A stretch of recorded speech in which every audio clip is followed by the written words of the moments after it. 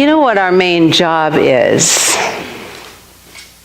To be expressions of God. And if God, as Jamie said, is so beautiful, then what's our job?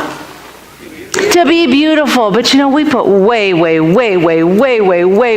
too much emphasis on external beauty.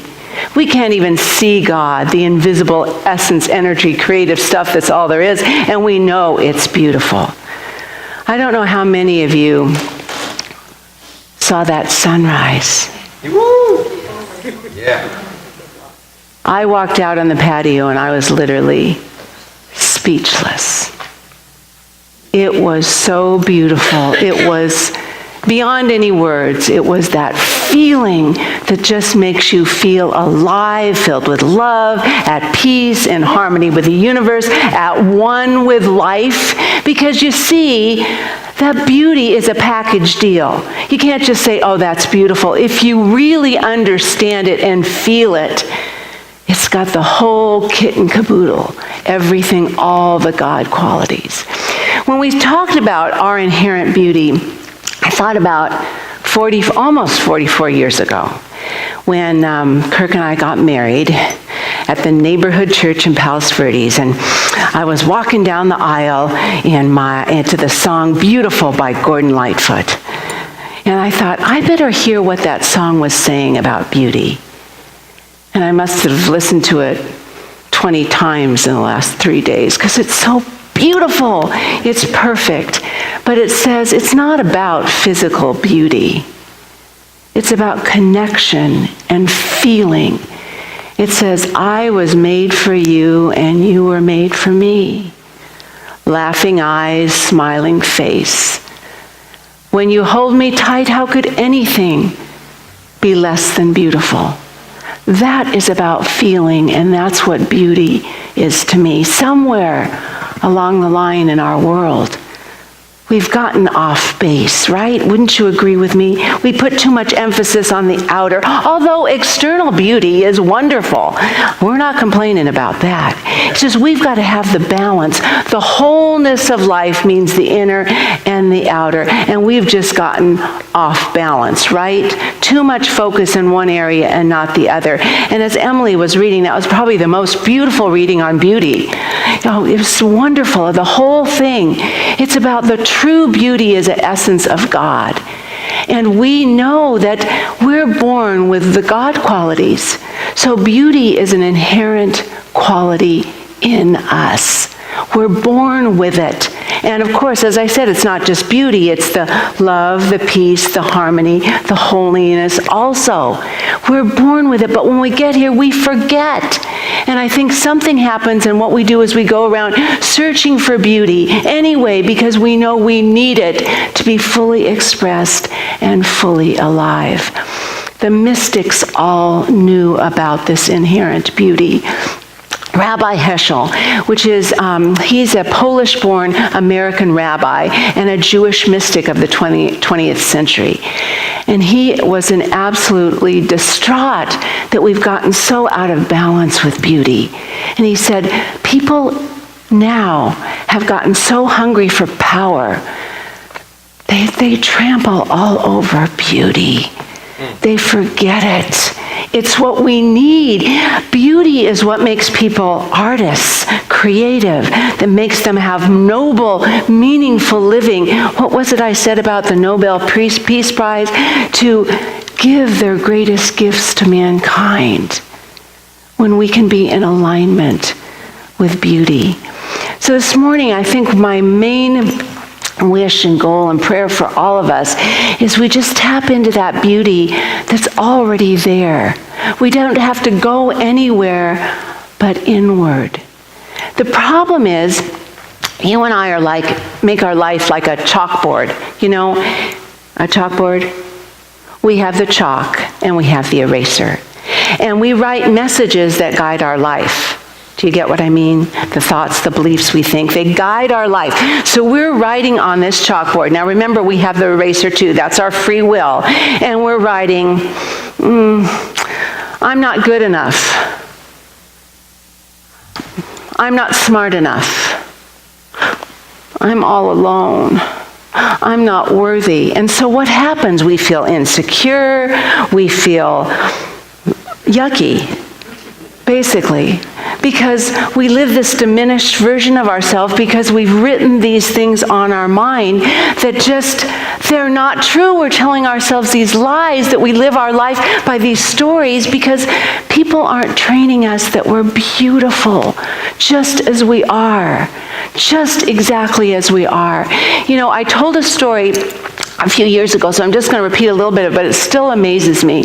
It was a research that the Dove company did, the Dove soap company, and they went all around the world to San Francisco, Shanghai, Delhi, Sao Paulo, I can't remember where else, but they went all around the world, and it was research how women perceive themselves. How women perceive themselves. And they would get women and young women and older women in this research, and they give them a pathway that broke in two. And what their whole message was about this is beauty is a choice. And these women could either walk in the doorway that said beautiful or the one that said average. And all around the world, guess what? The majority of women went in the average doorway. One woman said, I can't go in the beautiful doorway. Beauty is just too far out of reach. Yet when they walked through the average doorway, the feeling was, it doesn't feel very good. There is not a single person in this world that's average. We're all unique expressions, yet that was the normalized feeling that's happened. And what this campaign did is the campaign was called Choose Beautiful. And they wanted women to know that beauty is a choice, that we have the power, we have the knowledge to choose to be beautiful. Choose it right now.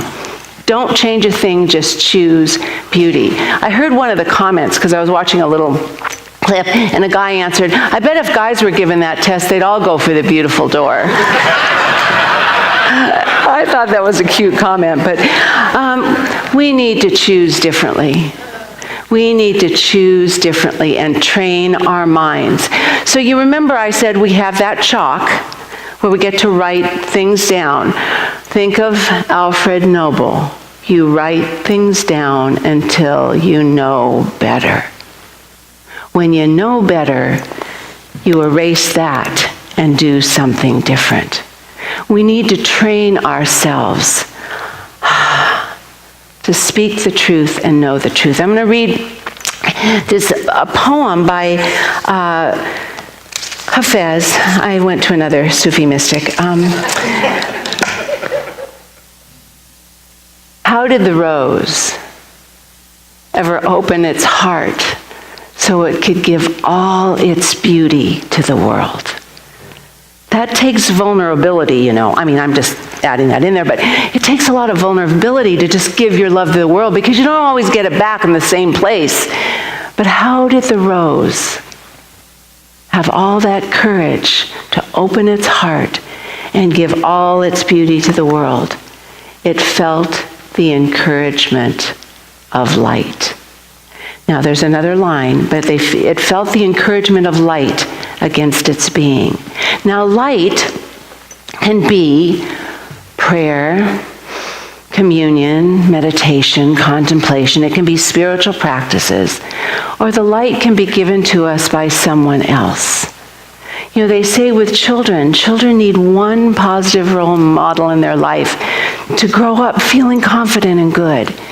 So there's a last sentence on this, and it says, otherwise we remain too frightened. So I'm going to tell you another little story. This is one I just read about a cosmetic company that was also doing research on what to people did beautiful women look like. And so they asked a city, kind of a large city, to write letters and say, what is the most beautiful woman in your life? And send us a picture of what she looks like. And so one of the letters really captured the people that were working there, and they gave it to the president of the company. It was written by a little boy. I'm not sure how old he was. He wasn't teeny-weeny because he wrote the letter. Did have a lot of mistakes in it. But he said, the most beautiful woman in the world is my neighbor, and I visit her every day. I play checkers with her, and she listens to my problems. We laugh together, and when I leave, she says she's proud of me every time. And then he said, I hope I marry a woman that's this beautiful. And the president said, would you give me a picture of her, please? And so here's the picture of this woman. She's an older woman. Has a big smile on her face and missing quite a few teeth. And she's in a wheelchair, and she has sparse gray hair and really deep wrinkles on her face. But the president said, the twinkling of her eyes were the only thing that you really saw. And he said, but we can't use this, because then people would know that you don't need our products to be beautiful. Even though it was a wonderful story, we can't use that one. What this little boy learned that we all need to know is beauty comes from the inside out. So what we have to do is start telling ourselves the truth. There is nobody here that's not smart enough, because we live in the mind of God. We have to be smart. We're all smart in our own unique ways because we're unique and exciting and interesting individuals. We're not all the same. We can't be worthless because we're made in the image and likeness of love. God does not judge. It doesn't matter when we wake up. We're loved, we're forgiven, we've got arms around us right now. We have to rewrite those stories. And if we see someone that we don't think is too beautiful right now, let's just walk in their shoes for a minute. See what life is going on for them. Because I know that we all do the very best we can until we know better. It's time for us to start living in awe and amazement and to truly express the beauty that's within us. Because I'll tell you, you know how you know if it's true beauty? If you're seeing true beauty and not just that beauty that just kind of excites you on one level, but that true beauty is it lifts you up. It gives you wings. It expands you to something more than you are right now. So I want to ask the question, if you look in that mirror right now and said, mirror, mirror on the wall, who's the fairest of them all? I don't know how you're feeling right now, but make that chalkboard clean. And I want you to say, I am. You are, because each one of us is made in the image and likeness of God. And if God is beautiful, Jamie told us so. It has to be true. And God is beautiful. We have to be. However, it's not enough. Mirror, mirror on the wall, who's the fairest of them all? You are. You are. Because we're all that reflection of everyone else. We're all in that same energy and essence. We're all the fairest because we're here to reflect the beauty that's in the world right now. Do you get it? Do you get it? So the little motto I'd like you to just leave today, just place it in your little heart pocket. I see beauty everywhere I go. I see beauty everywhere I go. I share beauty everywhere I go. I share beauty everywhere I go. Beauty is my truth. Beauty is my truth. Now remember, it's this package deal. So when you truly make the statement that beauty, because it sounds like, oh, I got to go in. You know, I make sure that when I'm in my crappy pajamas, I mean, I love old flannel pajamas, you know, that are ragged and big. You know, and I love robes the same way, and my hair's all messed up. And I always ask her, how cute am I?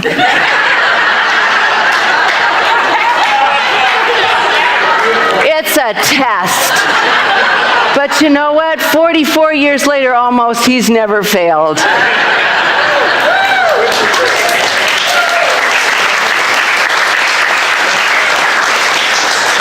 Because it's so much more than that. You know, it's the love we feel for one another in the good times and the bad. That's what matters. That's what's beautiful. I was doing a memorial service on Friday, and it was a pretty sad circumstance. Yet the people there had so much love.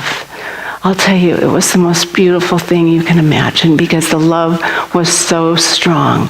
And there was so much connection and leaning on and support. So the beauty I'm talking about isn't just the beauty you see in the good times.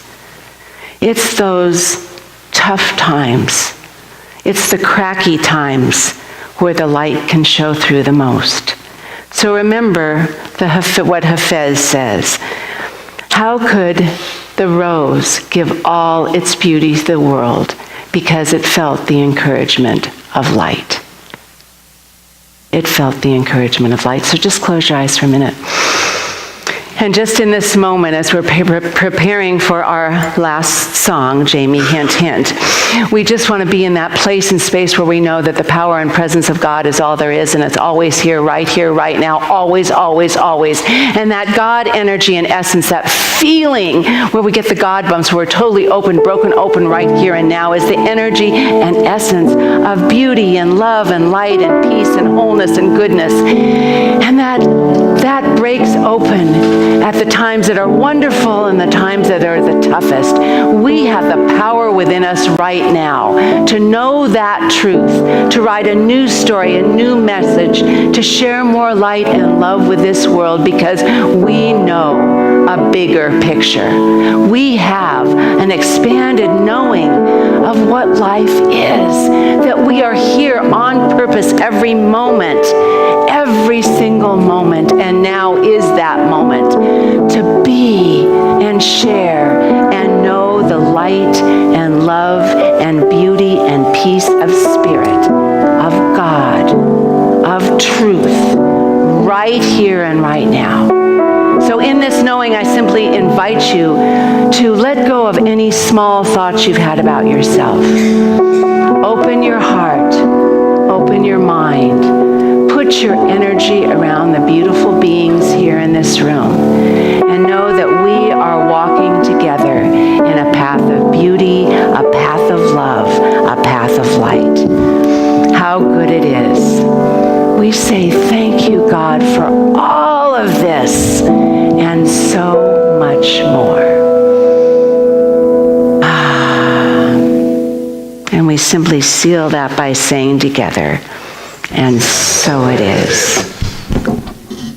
Thank you for being my light. Thank you for being there. I know that we are here for each other. We see the beauty and goodness now and always.